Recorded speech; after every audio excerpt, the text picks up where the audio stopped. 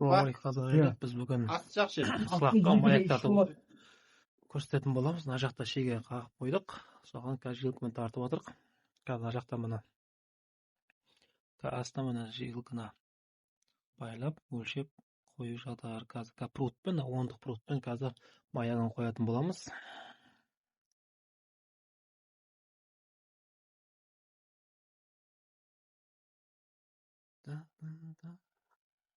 Ол көрініп тұр. Жаңа өлшеп отыр.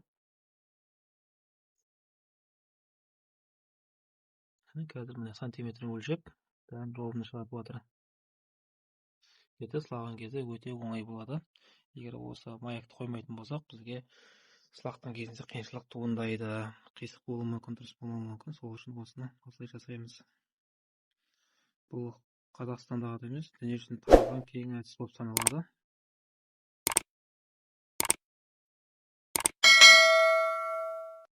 Екіде 3 болып тұр қазір. Бұл маякпен неге жардың тегістігін ғой, иә? Ровно шығу үшін істейді осыны. Қарағайтып. Ответственность выбился бастағы. Екінші жағын істейді. Мына маякты шығарудың әдісін көрсетеміз. Мына жақта шегені қағып отыр. Мына шегені қақты. Жилкіні байлайды қазір. Білетін адамға оңай, біз сияқты білмейтін кісілерге бұл қиын. Мына жаққа кетті. Мына зубилаға жилкіні байлап қойған, міне арнайы. Мына жақта міне байлап отыр қазір, жоғары жақта. Байлап жатыр. Міне қазір мына жақта сантиметрмен өлшеп жатыр. Мына қазір ровнысын шығарады қазір.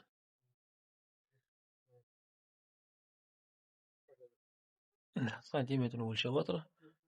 Өзінің меткісін қойып жатыр. Өзінің арнайы.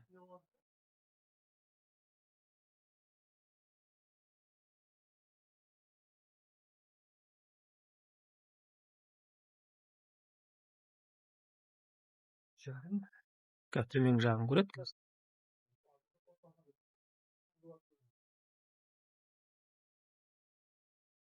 Төмен жақтан қазір өлшеп шегесін қағатын болады.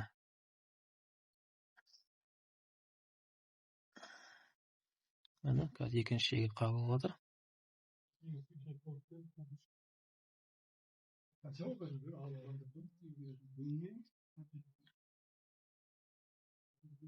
Қазір миллиметр өлшейді арадан.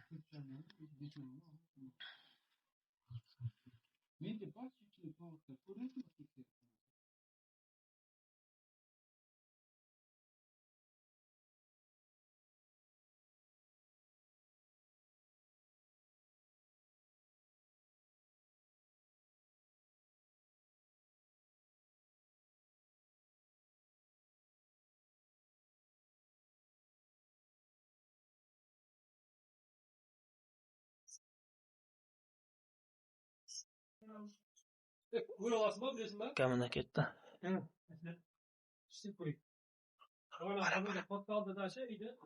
Мына жақтан қазір міне екі жақтан байлап жатыр.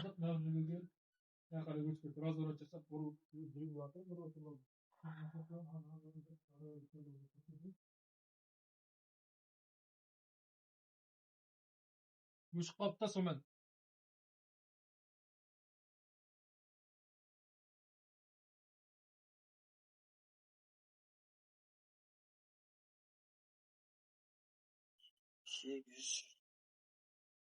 Еді.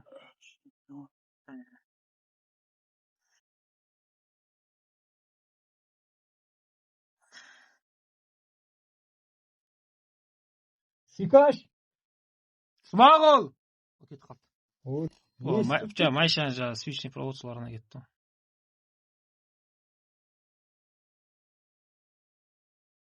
Сонда осымен қалыңдықта сыланады ғой сонда, иә? Қазір, иә? Маякты көресің ғой.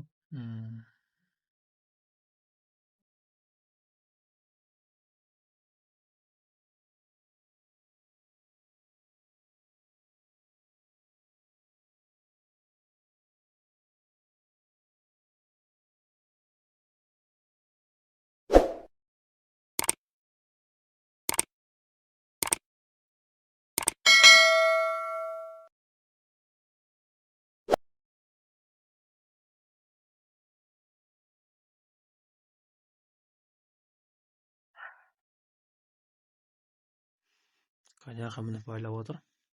Шыны керек, мен де бұрын маяк деген нәрсені көрмегем, түсінбей жатыр. Соңына түсінетін боламыз.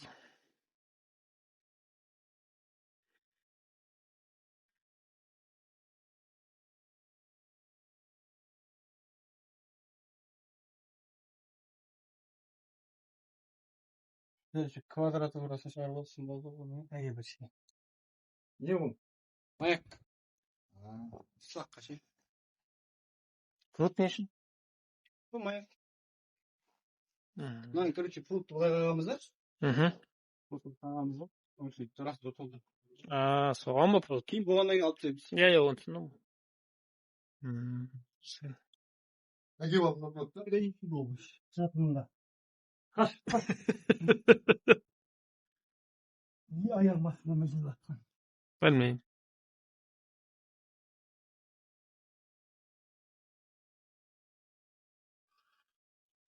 Жерге байлап отыр. Үстін байлап шықты. Ортасын. Астына жылқыны байлап шықты. Рүстем аға мен түсінбедім.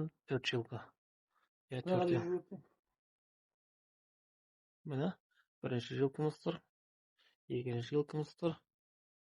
Мына тұр міне. Үшіншісін тартты. Төменде. 4-ші жылқымыз тұр. 4-тен тартып отыр қазір. 4-шін қазір қалап атыр. Осымен ертең осыны қойып сылақты сылайтын болады. Маяк болатын болса, неге сылақ тегіс шығады? Сол үшін мына маякты құрдық қой енді. Ана жекеге тақаймыз. Жекеге тақардық. Ешерте мешерте тұрдық қой, иә? Жар. Мына көзіне жылқы тұр. Маяк деген осы екен бізде. Мына жылқы тақап көрдіңіздер ма? Сол көз ана бағаны төмен шығарып отыр. Ана қарға кеп тұр.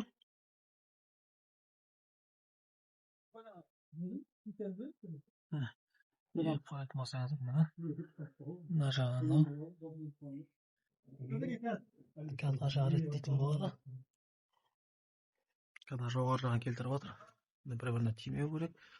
Мына жаққа ровын тұру керек. Маяк деген осы екен.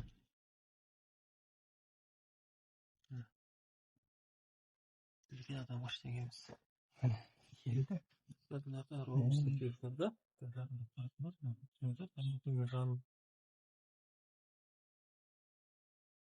Үстіне мына жақтан енді келтіріп жатыр қазір. Мына жылқы бір-біріне тимеу керек.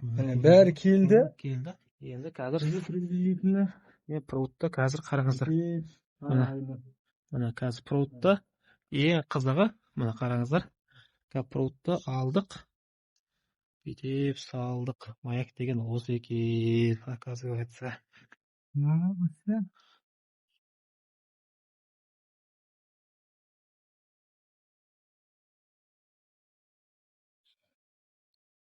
Әкеп. Қараңыздар, 4 қатар тартылды. Жақтады мына. Прудты қойылды. Прудты осылай қойды ғой енді, сылақты енді осыған толтырамыз ба? Қалай? Мына екі жағына сылақты ұрасын. Мына ана қоясын, оң сылағын екі жағына ұрасын, ұрап қойып тастайсың да, арасынан мынандай. Прудтады ма? Прудты осындай қойып қоямыз арасына, иә? Сөйтеміз, сылап ұра береміз. Кейін алып тастаймыз прудты. Әдемі. Бұл енді бұрындар ондай қарамайтын ек, көзбен ұратын ек, қазір осы маякпен шыққан точно шығады ғой, миллиметрге дейін, тегістігі. Тегістігі уже әдемі шығады ғой. Пат маяк деген осындай болады, тегістігі ертең шыққаннан кейін күшті болады. Көттің ба? Астың андай болып шығады енді мұны. Мұны жоқ мұны. Стенан қисық. Көттісің ғой. Асты 2-де 8, үсті 1,5 деп тұр. Анан әрі қарай кіргізетін болсаң, шабасың. Ана 10 мм путты түгізі қалай тұрған көріппесің ғой. Предик болып тұр. Әрі қарай мен жарты миллиметр или 3 мм етесем, түреліп қалады уже болмайды. Көрдің ба? Міне. Өйстіп маяк дәл өйстіп құрасың да. Жаңағыда өлшедің ғой. Отверстиені тастайсың, түбені өлшейсің. Түбе 3 сантиметр болып тұрады, например. Астын өлшейсің, асты 6 сантиметр болып тұрады. Еще грубо, прутың сенің 1,5-дық. Бірлік. бірліге. Сен 1,5 қалдырасың төбесіне, ше. 1,5-ді төбеден қалдырасың да, мысалы мынау 3 көшет болса, значит 3 сантиметр алып тастайсың, 4 көшет болса, например. 2,5 сантиметр алып тастайсың, 1,5 қалады ғой. Сол кезде сен 4-тен 1 сантиметр, 2,5 сантиметр алып тастадың. И астынан да 2,5 сантиметр алып тастайсың ғой, мысалы, асты мысалы 10 көрсетіп жатса, 10-дан 2,5 сантиметр алып тастайсың. 1 сантиметр 1,5 ровно кетіп қалған. Қазір уже аяғымызды шығардық. Екеу. Қақпа? Үшеу. Диагонал ішінің ортасында Төртеу шықты. Төртеуден қарап отырсаңыздар. Лазермен де көресіңіз ғой. Осымен аяғымыз бітті. Арада іштен көрінбеуі мүмкін, бірақ жилкамен тартып қойдық. 4 қатар жилка тартылды. Сол ең соңында проводтың бізге қызметі, сол проводпен ертең сылайтын болады. Проводты қойдық. 4 қатар жилка тартып қойдық. Жилкаларымыз бар. Проводты қойып қойдық. Аяқ дегеніміз осы болады. Осылай істесеңіздер, қабырғаларыңыз тегіс болады, жақсы болады, современный, жақсы үй болады. Заманауи. Жақсы сау болыңыздар, Одеканға тіркеліңіздер.